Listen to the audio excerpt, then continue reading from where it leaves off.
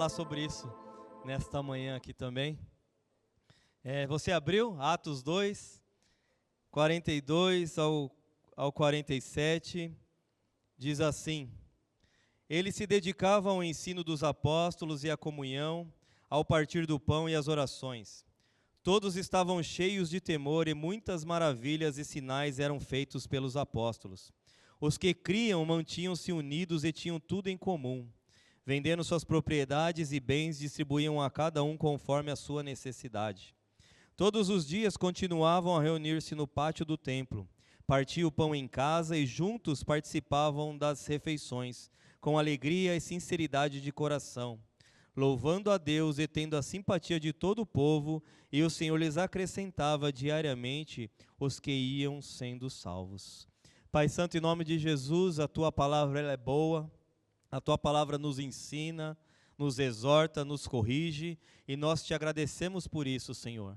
Nesta manhã, Senhor Deus, fala com cada um de nós, da forma que o Senhor deseja falar, da forma que o Senhor queira tratar, Senhor Deus, e usa a minha vida também como um canal do Senhor aqui neste lugar, nesta manhã, Pai, em nome de Jesus, amém, amém. Nós estamos fazendo a série Eu Sou, Eu Pertenço, Eu Sou Igreja, Eu Pertenço à Igreja, e o tema de hoje é propósito. Nós vamos falar sobre propósito.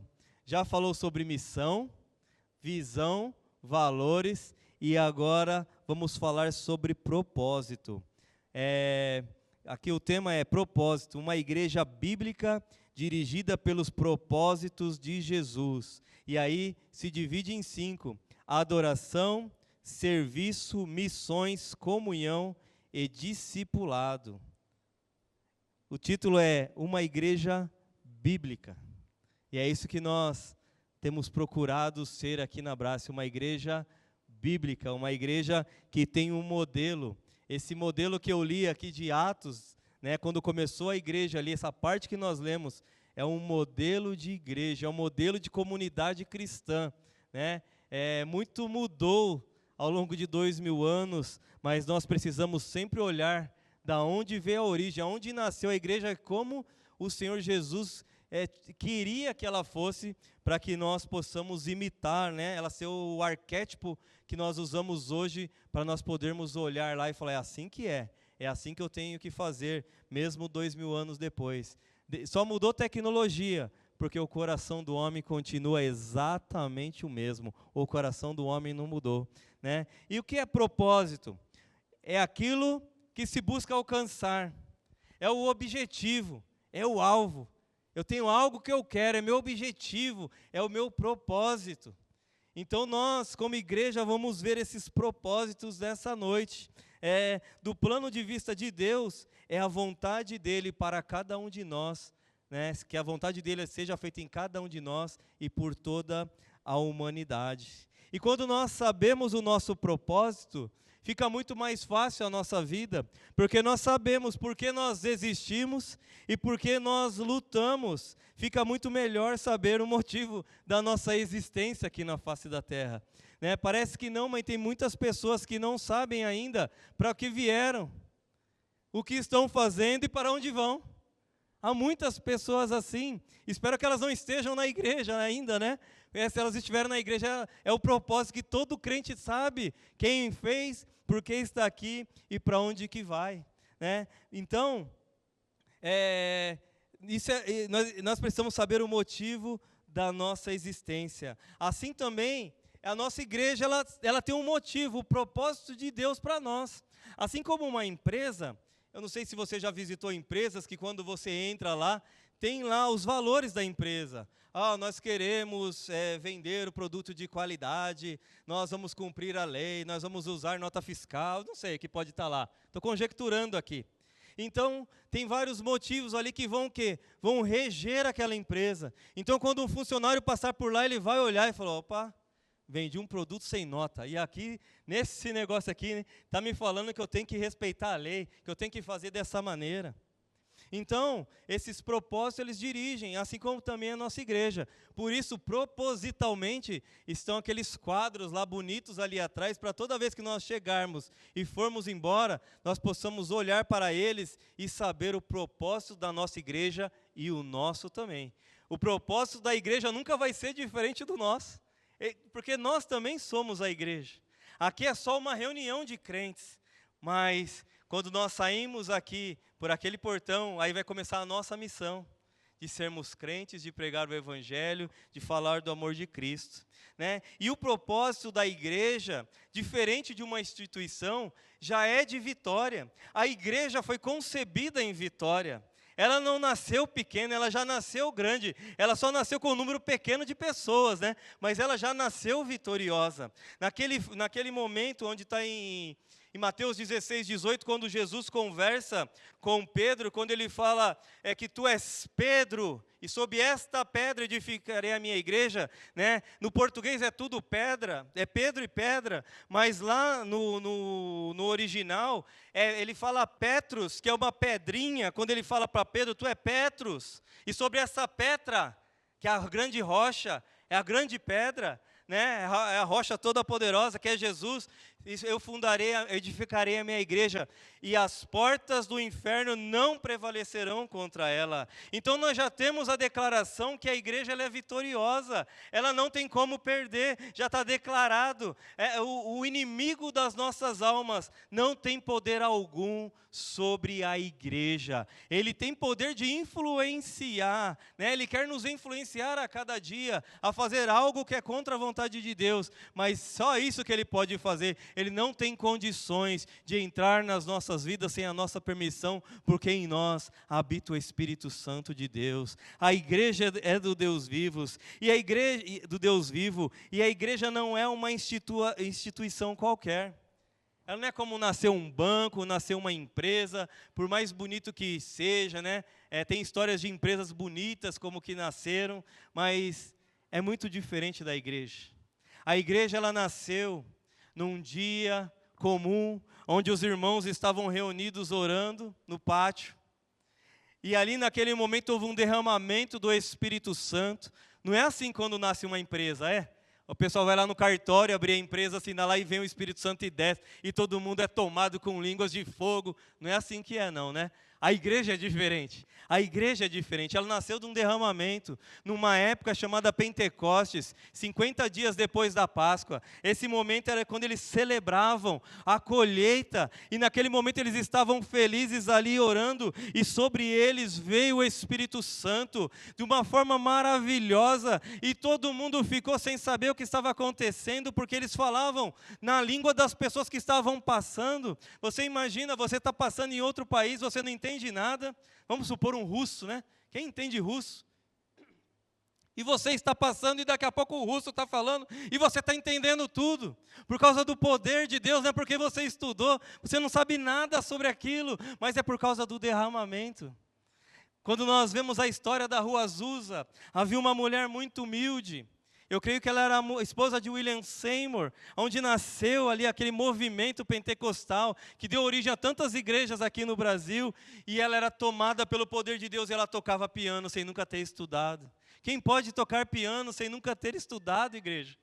E ela tocava, e todo mundo viu o Espírito Santo sendo derramado sobre eles ali. E naquela oportunidade, ali em Pentecostes, ali, Pedro então ele se levanta e ele prega naquele dia, e 3.000 pessoas se dobram ao Senhor, e aí passa a existir uma nova comunidade, a comunidade dos crentes. Né? Um novo jeito de viver, um jeito de adoração, onde a graça ali toma a vida deles e a lei vai perdendo espaço na vida deles, e agora eles são tomados pela graça de Deus. Eles começam a viver princípios diferentes do que a lei mandava, eles começam a viver coisas maiores e melhores, aonde naquele momento não havia mais uma limitação para que o homem chegasse ao Senhor. Ele não dependia mais de um sacerdote para chegar ao Senhor, mas quando eles oravam e buscavam ao Senhor, o Senhor se fazia presente, assim como o Senhor se faz presente até o dia de hoje,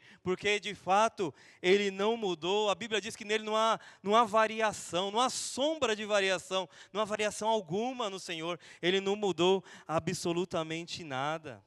E a igreja passou esse tempo, 2000 anos, 2000 anos, a igreja mudou, as pessoas mudaram, e agora, diferentemente desse povo que se reunia, agora muitas vezes as pessoas querem um lugar para adorar. Então eu vou na igreja no domingo, e eu vou lá, gasto esse meu tempo, adoro a Deus, levanto as minhas mãos com toda a minha força, exalto o nome de Deus, e ali eu não vivo mais, igreja, eu vou embora, o tempo de culto acabou, eu vou embora para minha casa. Tem uma parte que a igreja é assim. Outra parte, eles vão à igreja pensando que a igreja funciona como um clube. Então ele vai lá, ele quer arrumar uma namorada, ela quer arrumar um namorado, ou ele quer comer com os crentes, que crente come bem. Ó, só ir com os crentes lá que a gente vai sair tudo bem alimentado, e nós vamos participar de um momento legal. Os crentes não são boca suja, não fica falando palavrão, eles oram pela gente, então vamos lá.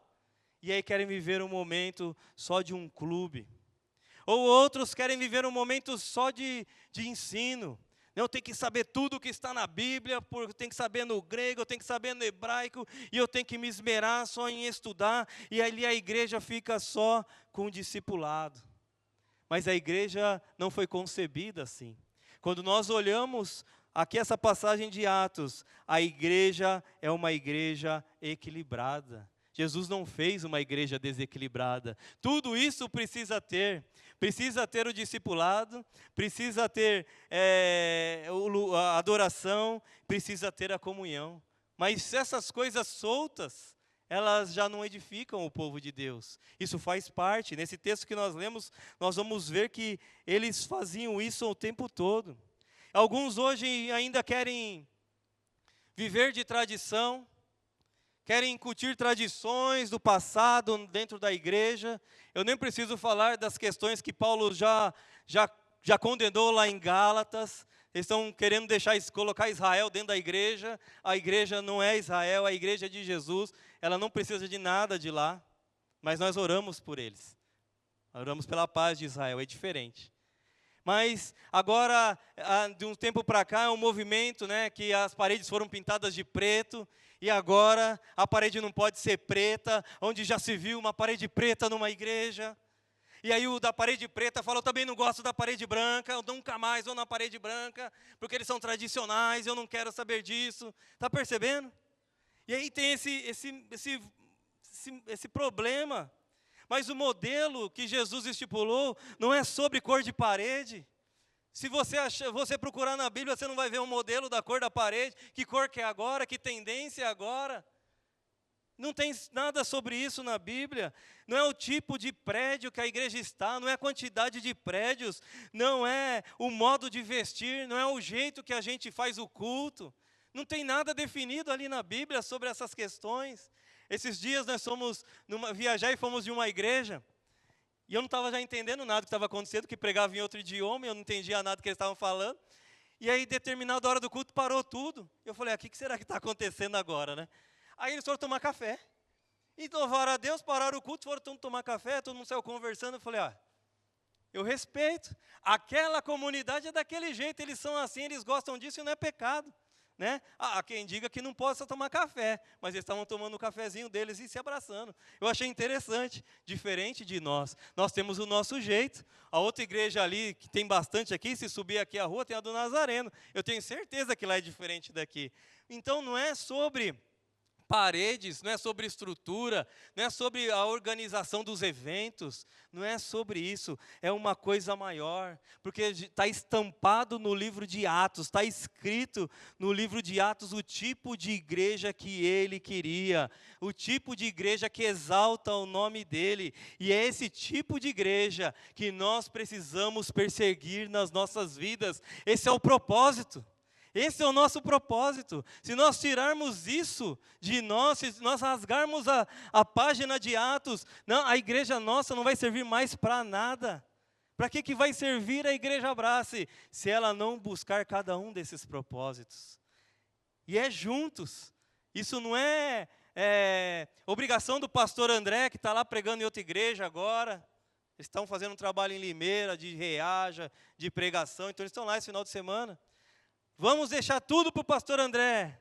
Vamos deixar tudo para ele e para a Renata, porque eles vão resolver. Esse é o problema deles. Não é assim. Porque quando nós olhamos o modelo, tudo que acontece na igreja é problema de todo mundo. É bênção e problema para todo mundo resolver. Então é esse o modelo que nós queremos que a nossa igreja seja. Nós precisamos perseguir isso, irmãos. Nós precisamos perseguir isso. Senão nós vamos virar só um clube social, onde nós vamos fazer um churrasquinho, e vai ser muito bom, vai ser legal, mas Jesus nem vai estar gostando disso tudo. Falar, eles só pensam neles.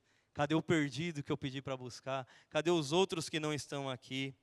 Então, para nós temos esses 5 propósitos principais: adoração, serviço, missões, comunhão e discipulados.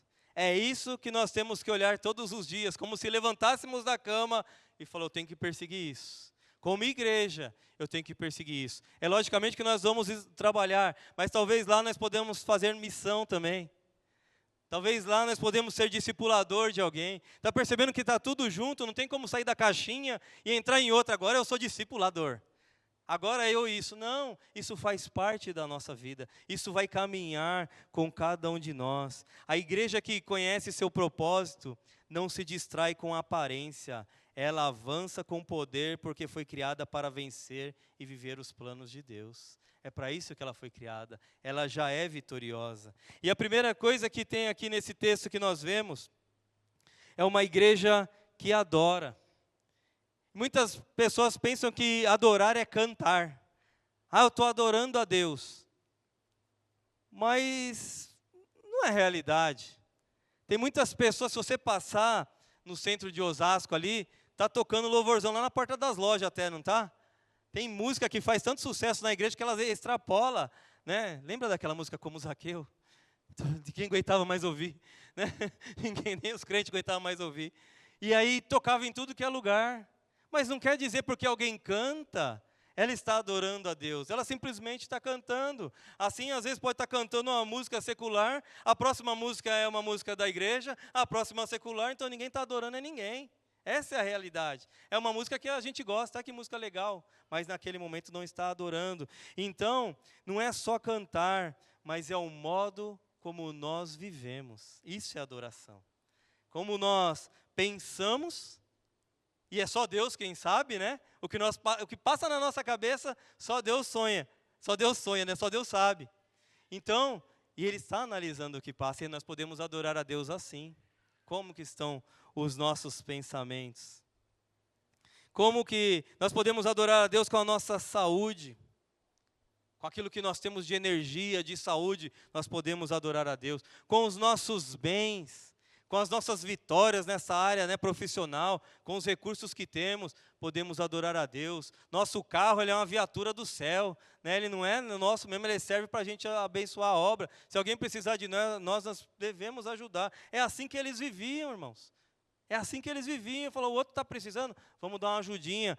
Se todo mundo ajudar só um pouquinho, está feito. Nós vivemos isso esses dias com o que aconteceu com a Júlia. Todo mundo foi lá e contribuiu, deu lá o dinheiro para pagar a cirurgia dela. Isso é igreja. É nós tirarmos alguma coisa de nós e darmos para o outro.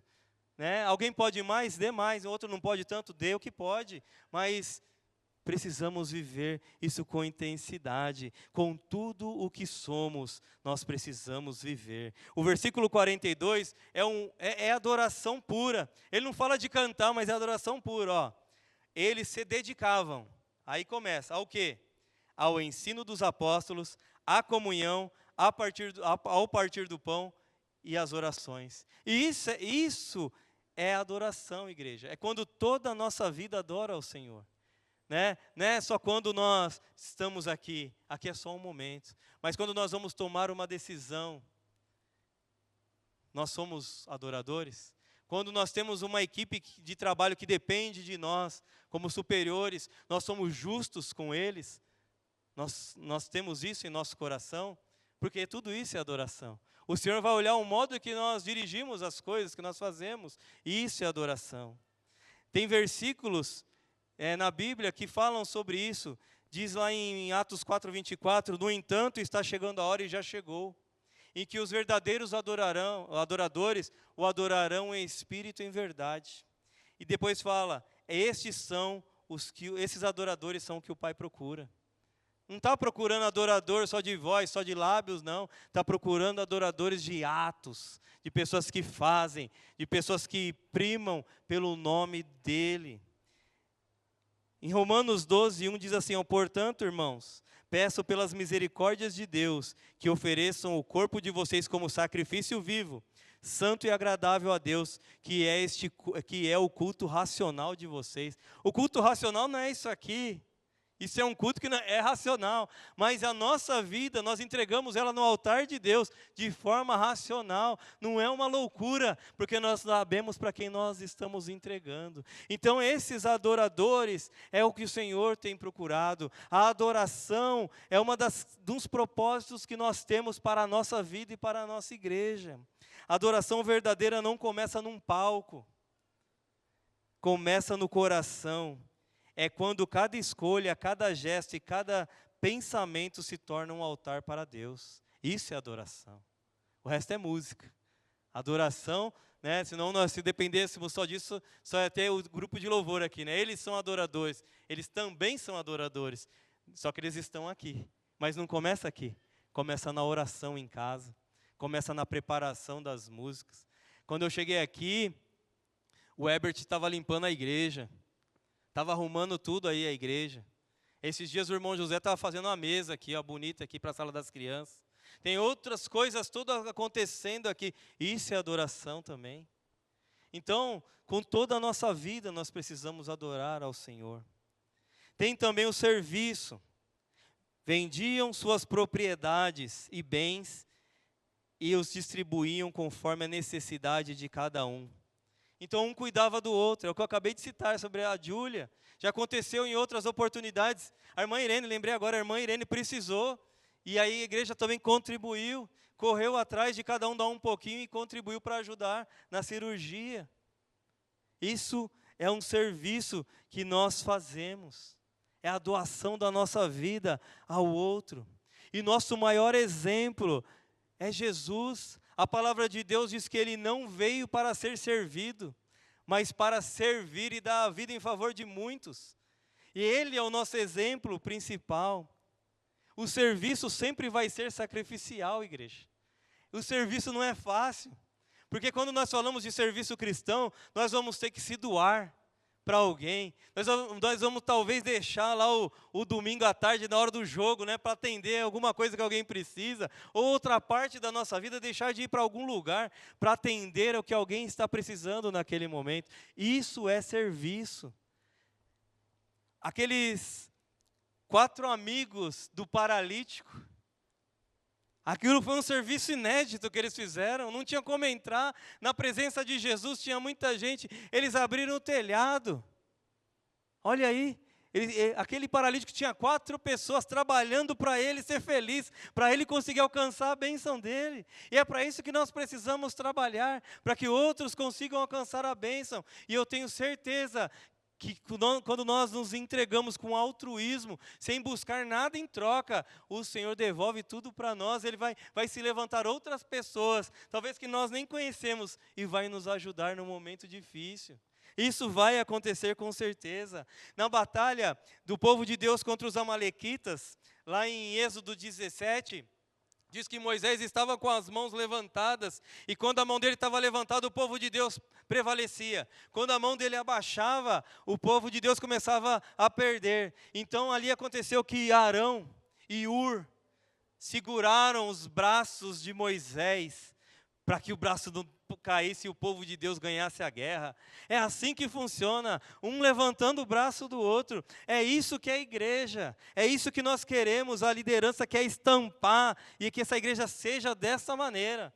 Nós não queremos outro modelo, nós queremos o modelo bíblico, o modelo de Atos, onde um segura a mão do outro lá no alto e fala, vamos juntos, Vamos juntos, nós vamos ganhar essa batalha. Pedro foi liberto da prisão de uma forma, irmãos, que não tinha como. Tinha soldados do lado dele enquanto ele dormia, né? A porta automática não foi inventada agora, a porta automática foi inventada lá naquela época. A porta abriu, da cadeia abriu sozinho, e Pedro saiu andando. Já tinha porta automática, Jesus fez. Então, mas quem estava por trás de tudo isso?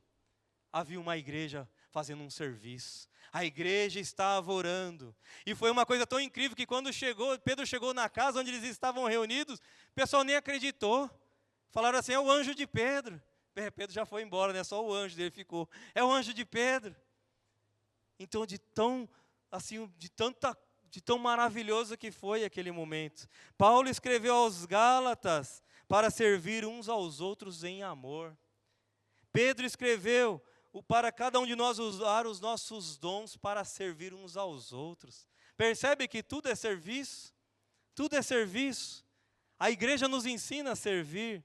Em um mundo egoísta, em um mundo onde tudo é personalizado para mim, você percebe isso? Cada um tem as suas coisas na hora que quer, do jeito que quer, faz tudo, né, tudo personalizado, é tudo do meu jeito. E Jesus nos ensinou que não é do nosso jeito. Nós precisamos deixar o nosso jeito para servir a outros. Então cabe uma pergunta para cada um de nós aqui nesta manhã. Qual é a sua função no corpo de Cristo? Você está só servindo ou você está assistindo? Você está assistindo ou você está servindo ou está só assistindo? Como que está a vida cristã? Como que está a sua vida? Servir não é sobre fazer algo, é sobre ser alguém na vida de alguém que precisa. Servir, né, nós podemos servir de muitas maneiras, mas nós precisamos ser reflexos vivos do Senhor Jesus. Isso é o serviço. O nosso serviço é o que vai ficar. Em pouco tempo, depois que nós morrermos, as pessoas até esquecem da gente, mas o serviço fica. Tem pessoas que são lembradas até hoje por causa do que fizeram. Nós podemos falar, e não é do nosso meio, mas nós podemos lembrar da Madre Teresa de Calcutá. Por que todo mundo lembra dela? Ela ajudou de uma forma maravilhosa os necessitados, os doentes. Ela deu tudo o que ela poderia para fazer aquelas pessoas serem melhores, para elas serem curadas, para elas serem cuidadas. Nós lembramos delas assim. Nós lembramos de Billy Graham, que foi o maior pregador do século passado. Ele fez cruzadas e levou muita gente. Talvez você não lembre nem a feição do Billy Graham, mas você lembra de um homem chamado Billy Graham, que movimentou a terra, movimentou muitas pessoas e levou aos pés do Senhor. Até hoje, quando eu assisto aqueles vídeos antigos no YouTube, irmãos, eu fico maravilhado, como o cara tinha um microfone e caixa de som, e o estádio inteiro descia. O estádio inteiro ia para frente para aceitar Jesus, para receber o Senhor como Salvador. Está vendo que nós não precisamos de tecnologia, nós precisamos de servir e ter o Espírito Santo habitando em nós. É isso que o povo procura, é isso que as pessoas precisam. Isso vai aparecer quando nós estivermos servindo aos outros. Nós falamos, né, sobre serviço, sobre adoração, sobre missões ou evangelismo. Que é o que? Levar o evangelho a todos.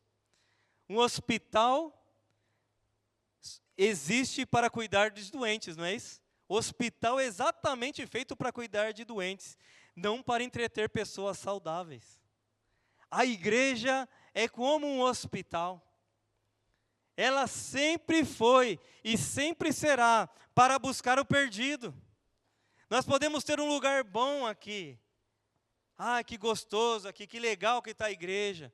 Esse dia eu estava lembrando, eu falei, como é que nós passamos um ano sem ar-condicionado? Lembra? Não dá nem para lembrar, eu fiquei até traumatizado de tanto calor que eu passei. Você também. E, sabe, mas a gente estava na igreja. A gente não trocou de igreja porque estava calor. Eu nunca me passou pela cabeça, porque está ruim ali, eu vou trocar de igreja. Isso não passou. Então a igreja, ela não é por mais que ela seja boa, nós não devemos olhar para a nossa própria satisfação. Nós podemos ficar felizes por aquilo que nós temos construído. Isso é muito bom, porque a igreja é nossa. Mas nós precisamos olhar e buscar o perdido.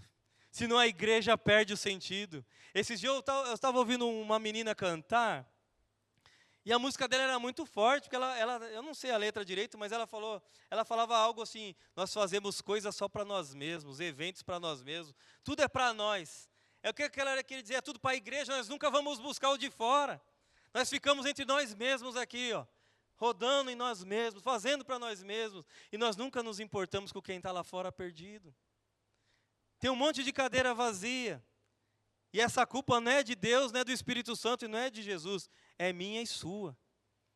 Essa culpa é nossa, e nós temos que compartilhar essa culpa.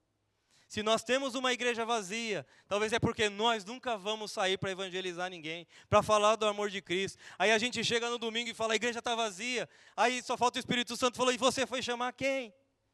Nós não vamos chamar ninguém, e nós reclamamos que uma igreja está vazia.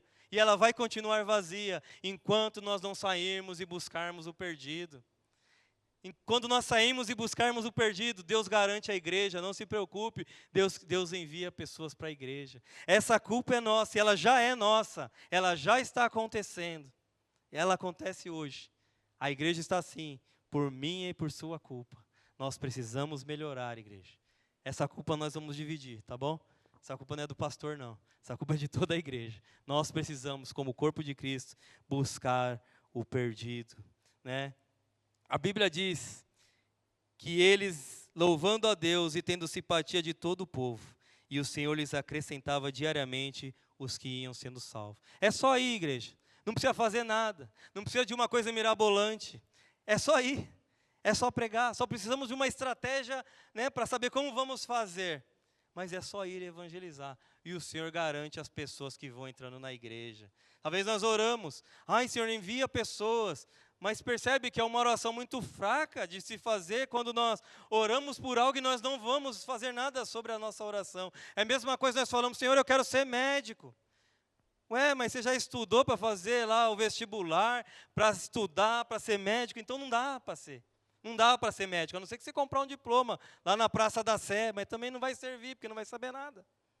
Então, esse tipo de oração, não sou contra a oração, não é isso que eu quero dizer, mas só orar e sem tomar nenhuma decisão, uma iniciativa sobre mudança, não vai mudar absolutamente nada. É nós que precisamos ir. São as missões que a igreja precisa fazer, o evangelismo. E quando nós não fazemos, pelo menos por 2 vezes, nós contrariamos aquilo que o Senhor Jesus nos ordenou. Em Mateus 28, clássico, né? Texto áureo. Todo mundo sabe de cor esse texto. Portanto, vão. Ele falou, vão. E façam discípulos de todas as nações, batizando, ensinando, ensine-os a obedecer tudo que eu ordenei a vocês. E eu estarei sempre contigo. Então o Senhor garante ainda que quando nós vamos, Ele ainda estará conosco.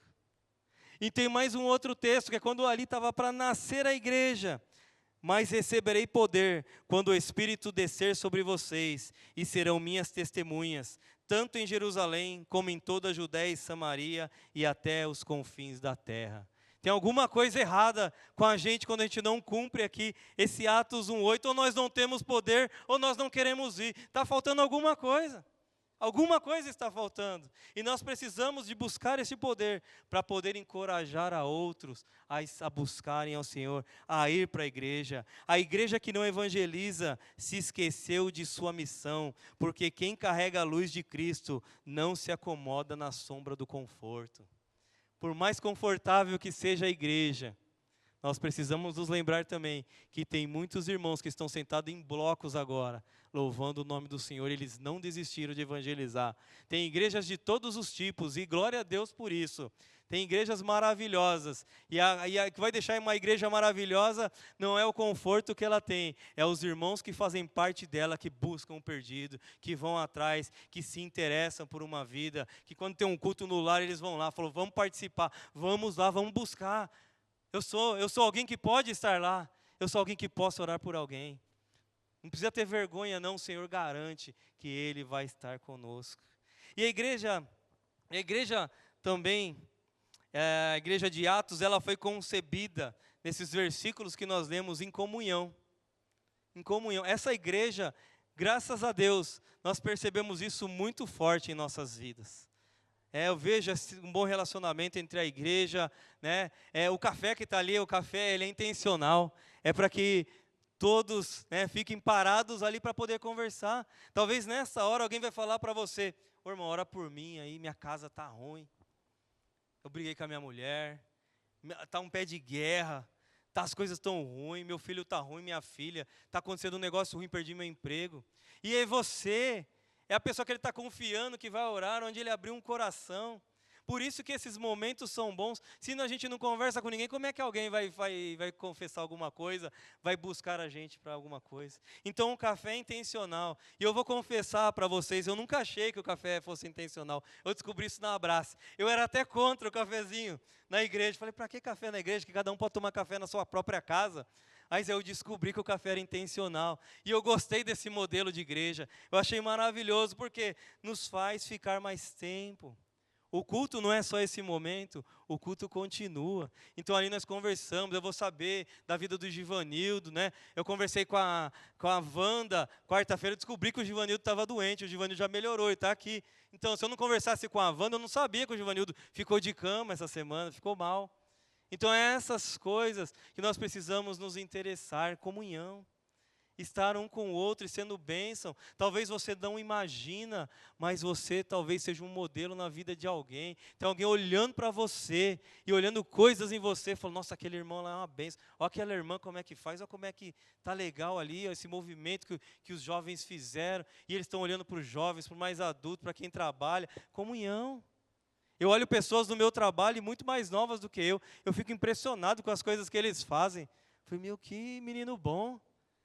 Eu estou ensinando um estagiário lá, e o menino aprende tudo muito rápido, não está dando nem trabalho. Falei, nossa, esse menino é bom demais, é outra geração, né? O menino é bom. E tem coisas que eu já vi que ele é muito bom. Falei, já vou copiar, porque é um menino bom. E é assim, alguém está te copiando em algum lugar, alguém está te copiando aqui na igreja, não tem problema, se você achar uma coisa boa no outro, copie, irmão. Isso não é inveja, não. Inveja é você querer o que o outro tem, isso é inveja. Agora, copiar boas coisas de alguém não é inveja. Pode copiar que é bênção. Pega de time que já está ganhando, que é mais fácil, não é verdade? Então, eles se reuniam. Eles se reuniam. Hoje tem o recurso online. Mas isso não substitui. Isso é bom. Estou em casa, não deu para ir, estou doente, estou trabalhando. Dá para ligar um celularzinho ali e assistir o culto. Isso é uma bênção. Mas essa não é a realidade da igreja. A realidade da igreja é um olhando no olho do outro. É um compartilhando. Às vezes você conhece tanto o irmão que quando você bater o olho assim nele andando, você vai saber que ele está triste. Você vai saber que ele está muito feliz. Nós sabemos. É que nem eu conheço muito bem minha filha. O jeito, se ela falar bom dia, eu já sei. Eu não é, Ana? Eu já sei. O jeito que falou, eu sei se está alguma coisa acontecendo. Então é assim que Deus quer, comunhão entre nós, para que nós possamos um ajudar o outro. Então esses recursos, irmãos, online, não substitui. Nós precisamos estar aqui. A igreja, hoje em dia, a igreja ela entendeu que ela precisava voltar para este modelo aqui, ó, partir o pão de casa em casa, né? Ela entendeu. Porque a igreja há muito tempo ela não fez mais isso, e de anos para cá ela vem voltando a fazer esses encontros nas casas de novo. Ela ficou muito concentrada dentro dela, e agora ela está saindo novamente. Isso já é um modelo bíblico. Então nós temos o quê? Os GCs. Você vai ver todas as igrejas falando GC aí, ó. E cada um com o seu nome. Mas é GC, GP e assim vai. Então, por quê? Porque a comunhão é assim, de casa em casa, no partir do pão, nas orações. Teve um milagre que aconteceu no GC, a Elô contou, né Pamela? Ela teve diabetes gestacional quando estava grávida do Theo. E toda semana no GC nós oramos por ela, assim como nós fizemos pela Lívia. Toda semana as mulheres colocam as mãos na barriga dela e nós oramos. E o médico falou para ela que ela ia ter essa diabetes gestacional, porque ela teve no primeiro filho. Aí ela estava agradecendo, fez todos os exames e não teve. Por quê? Porque o Senhor é quem dá a última palavra. É nesses movimentos de meia dúzia de pessoas, 10 pessoas, muitas coisas acontecem.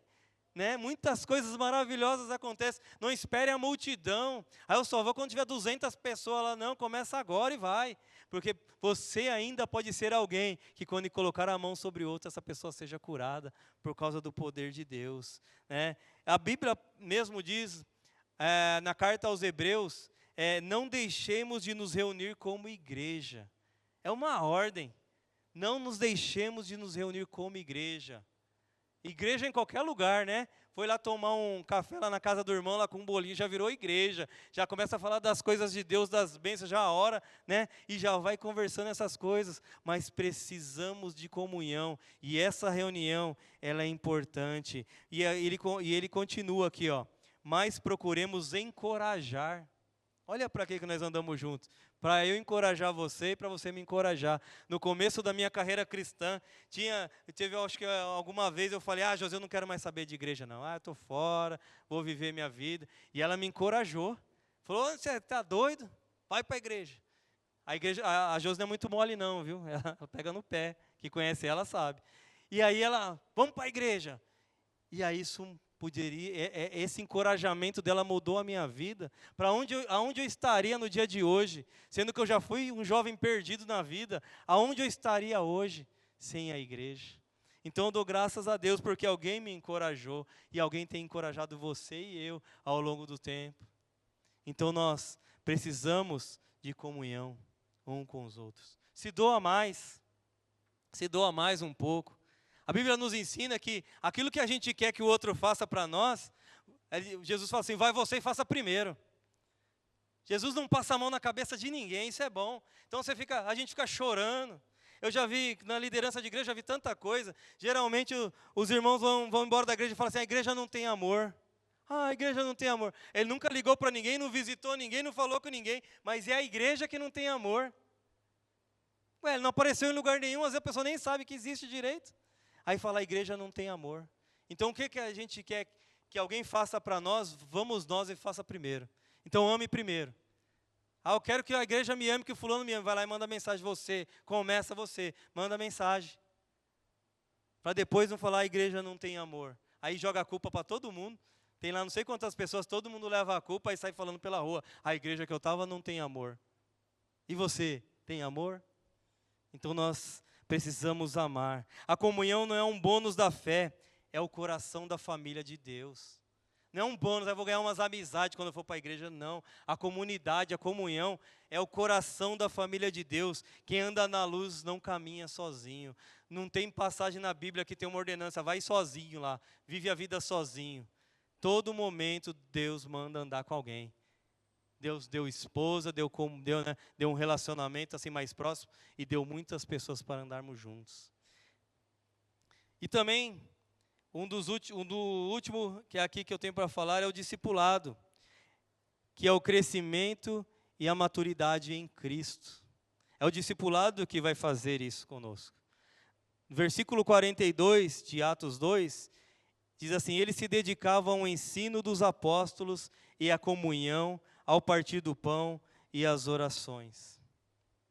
O discipulado vai nos fazer crescer. Eu creio que todo mundo que entrava nessa nova família, eles não sabiam nada. Irmãos, quando eu comecei na igreja, eu não sabia nada. E uma vez eu fui conversar com um pastor da igreja, eu como fui um menino que cresci no boteco, só vivi no bar. Comecei para o bar com 12 anos, imagina quando eu 20 e pouco. Meu assunto era só bar e palavrão, era só o que eu sabia falar. Né?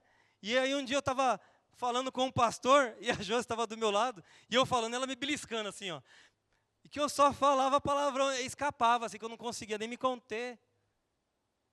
Imagina quando chegou, né, esse monte de gente chegou lá para ser discipulado, imagina os apóstolos, irmão, imagina o quanto que eles apertaram esses discípulos aí. Acho que eles iam apertando, né, e apertando, não é assim, é para cá, a palavra de Deus é assim, e é assim que é o discipulado. Ferro afiando ferro, é um ajudando o outro, é um pegando no pé do outro. Não dá moleza não, igreja, não dá moleza para quem não aparece no culto não, cobra. Você tem que estar na igreja, que negócio é de não vir para a igreja? Tem que estar na igreja. Mas eu estou fraco, então fica fraco na igreja. É mais fácil você adquirir força na igreja do que em casa chorando. Então pega no pé, fala com as pessoas. Isso é um cuidado, isso é discipular alguém. Eu não estou falando, né, pega no pé de quem não é dessa igreja também. Se tem um parente, seu amigo seu que não vai para a igreja, você falou, vai para a igreja. Vai para a sua igreja, porque o que você está fazendo que você não aparece na igreja? Seja um discipulador vai amadurecer o discípulo. Hoje nós podemos ser discipulados por alguém. Para quê? Para que amanhã nós possamos discipular alguém. Amanhã vai chegar a nossa vez. Né? Não dá. Imagina uma pessoa que ela é discipulada a vida inteira. A vida inteira alguém está falando, filho, 40 anos, né? Você conhece alguém com 40, com 50 anos? Eu conheço, que está a mãe ainda. Filhinho, coitado. Põe até o relógio. Ela vai lá chamar o filho que não consegue acordar para trabalhar. Tem essas coisas. O discipulador não passa a mão na cabeça, não. É lógico que tudo em amor, então não estou falando de ignorância, não, nem brutalidade. Mas temos que discipular uns aos outros, ferro afiando ferro. Saiu do eixo, irmão, está errado isso aí, irmãos. Olha isso aí. E se a gente tiver errado também, acatar aquilo que o outro tem a dizer para nós. Ferro afiando ferro, um ajudando o outro. O escritor aos Hebreus, ele corrigiu de uma forma forte os hebreus. Ele disse assim, pois embora a esta altura já devessem ser mestres, precisam de alguém que ensine a vocês novamente os princípios elementares da palavra de Deus. Estão precisando de leite e não de alimento sólido. Imagina a gente depois de uma jornada na igreja, lendo Bíblia, né, fazendo as coisas, alguém fala, você está no leitinho ainda, coitadinho. Você não sabe nem por que Cristo morreu, você não sabe nada ainda. Essas são coisas elementares da carreira cristã, são princípios básicos. E às vezes nós vamos cair nessa. Então nós precisamos discipular e ser discipulador. E nós precisamos aprender aquilo que a palavra nos ensina. Um exemplo prático sobre isso. Jesus pegou 12, não foi? 12. Irmão, tinha até terrorista. Tinha terrorista, tinha cobrador de imposto, tinha mentiroso, tinha traidor, tinha tudo. Tinha tudo. Tinha um pastor que eu ouvia falando, ele falou, se no meio de 12 tinha um traidor, no meio de 100, quantos não tem, né? Ele falava isso. Mas, não quero falar sobre a traição, mas eu quero dizer que Jesus, ele conduziu 12 de tudo quanto é jeito. Tinha corintiano, palmeirense, flamenguista, um rolo só no dia da Libertadores. Eles não queriam ir para o culto, eles queriam ficar brigando por causa de time. E aí, eles ficavam ali, e aí um zoava o outro. E ele pegou todo esse povo aqui, levou junto para ele e ensinou coisas maravilhosas. Ele discipulou esse povo, ele ensinou esses apóstolos. Esses apóstolos, eles dirigiram a igreja no começo da igreja. Você imagina uma coisa nova começando, o pulso firme que eles tinham que ter, com tantas coisas querendo entrar na igreja, acabar com a igreja. E eles tinham esse pulso firme ali, porque eles aprenderam com o mestre. Eles foram discipulados. Paulo também falou para Timóteo, Timóteo foi um jovem pastor, que Paulo discipulou, e ele disse para Timóteo assim, as palavras que me ouviu dizer na presença de muitas testemunhas, confia-as a homens fiéis, que sejam também capazes de ensiná-las a outros. Então, quando nós aprendemos, a pessoa está confiando que nós vamos passar essa palavra a outro. Nós vamos levar a outros, que vão levar a outros. E é assim que a igreja chegou, 2000 anos depois. Tantos impérios caíram, tantos impérios surgiram, e a igreja continua triunfante na face da terra. Ela não vai perder, eu te garanto, é bíblico. Ela não vai perder, porque ela já é vitoriosa, foi concebida em vitória. Discipulado não é apenas aprender, é crescer, ser transformado e transformar outros. Quem caminha com Cristo não estaciona, mas amadurece, multiplica e deixa legado. Quando nós morrermos, nós vamos deixar alguma coisa, assim espero, né? Alguma coisa para alguém pagar lá, né? Isso chama herança. Isso chama herança. O que nós temos vai ficar e vai ser herança para os nossos descendentes. Mas aquilo que nós somos chama-se legado. E o legado também nós deixamos. Nós podemos deixar coisas materiais, mas nós também podemos deixar um legado. Quando alguém olhar e falar, meu pai, meu parente, meu irmão, era homem, era mulher de Deus, me falou um dia um negócio aqui que eu vou te ensinar.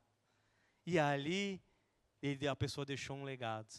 E isso talvez seja mais importante que os próprios bens, porque isso vai direcionar uma outra vida aos pés de Cristo. Então, quando nós estamos discipulando e sendo discipulado, nós estamos deixando um legado para outra geração, que sejamos assim. Conclusão, igreja. A igreja primitiva não era perfeita, amém? Já falaram que se tiver uma igreja perfeita, não entra nela, para não estragar ela. Deixa ela lá. Não entra. Ah, lá é perfeito, então nem passa nem na calçada, irmão. Deixa lá ela ser feliz. Não entra lá que se nós entrarmos, nós já vamos estragar a igreja. Mas era uma igreja que vivia em equilíbrio. Equilíbrio é a palavra certa. Equilíbrio. Eles adoravam, eles faziam serviços um para os outros, eles tinham missões, comunhão e discipulado. O crescimento da igreja não era fruto de um plano magnífico do ser humano, mas era do quê? De uma entrega que eles tinham aos propósitos de Deus. Eles honravam o nome de Deus e Deus mandava as pessoas para dentro da igreja. Eles saíam para evangelizar e Deus mandava as pessoas para a igreja. Que ainda nesse tempo nem se falava de templo, eram casas ainda, de casa em casa nasciam igrejas. E assim nós precisamos também imitar. Se nós buscarmos só adoração, nós teremos cultos impactantes para nós mesmos, mas nunca vão impactarmos o mundo. Se nós buscarmos só comunhão, nós seremos um clube apenas. Vamos se encontrar lá na igreja, vamos lá, que legal, né? Talvez o irmão vai dar uma palavra bem coach ainda, e eu vou ficar feliz. Aí quando eu dormir na segunda, eu vou ver que esse coach não serviu para nada, porque é a palavra que me sustenta, não técnicas humanas. Quando nós buscamos só discipulado, nós temos muito conhecimento, mas sem um amor prático. Tem pessoas que eles sabem tudo da Bíblia e não conseguem amar o próximo. Ele vê que a pessoa está morrendo, mas ele não consegue falar com o próximo. Mas ele sabe tudo da Bíblia, ele vai pregar, mas no hebraico, no aramaico, e no grego, e a palavra, ele fala tudo. Mas ele não consegue amar ninguém. Porque falta equilíbrio. Esse conhecimento ensinando é ótimo, mas também só o conhecimento da Bíblia não vai servir só. Não amamos ninguém, como alguém vai confiar naquilo que nós falamos? Não confiam. Se só for serviço, seremos apenas uma ONG. ONG abrace. Todo mundo ali só faz serviço e ninguém ama ninguém, não tem discipulado, não tem comunhão, é só serviço. Nós não somos uma ONG. Se for só missões, nós pregaremos, talvez com muita ênfase, mas nunca teremos discípulos maduros. Por quê? Precisa do todo. E esses são os 5 pilares dos propósitos que Jesus tem para a nossa igreja e para as nossas vidas, né? Talvez você tomou um puxão de orelha, e eu também já tomei, tá? Eu já tomei o meu. Quando a gente vai falar, a gente já começa primeiro em nós, né? Avaliar a nossa própria vida. Mas que nós possamos incutir isso em nós. Se nós queremos uma igreja vibrante, uma igreja linda e cheia, nós precisamos ir, igreja. Nós vamos montar um plano, mas nós precisamos ir. Ficar parados, esperando aqui, com tanta gente boa que nós temos aqui, que põe a mão na massa, que sabe fazer as coisas, mas nós precisamos ir lá fora buscar, ser uma igreja que busca, uma igreja que adora, uma igreja que faz serviço, né? E não é só dentro da igreja não, aqui eu tenho histórias aqui, deu problema no telhado, da casa do irmão, no portão, está lá um irmão que vai ajudar. Não é lindo isso? Nós não estamos falando só sobre igreja, é sobre vida. E é isso que nós queremos. É isso que nós queremos que a nossa igreja seja. Quando a igreja vive todos os propósitos de Cristo, com perseverança, ela deixa apenas de existir e começa a incendiar o mundo com vida, amor e transformação. É isso que nós queremos buscar. Esse mês nós estamos falando sobre missão, visão, valores e propósitos. Semana que vem, a Renata vai fechar tudo isso. Vai fechar tudo isso. Espero que você venha e convide quem não veio. Já que ela vai fechar, ela vai dar um resumo geral. Mas que nós possamos, como igreja, crescer nesse sentido e aprender nesse sentido. Deus está nos chamando para isso. Essa não é a ideia do André, pastor André Henrique. Essa não é a ideia apenas da Renata. É uma ideia que nasceu do Espírito Santo, que nasceu no coração de Jesus, para que nós possamos ser uma igreja, seguir uma igreja modelo e ser uma igreja boa também. Amém? Fique em pé, você que pode, vamos orar.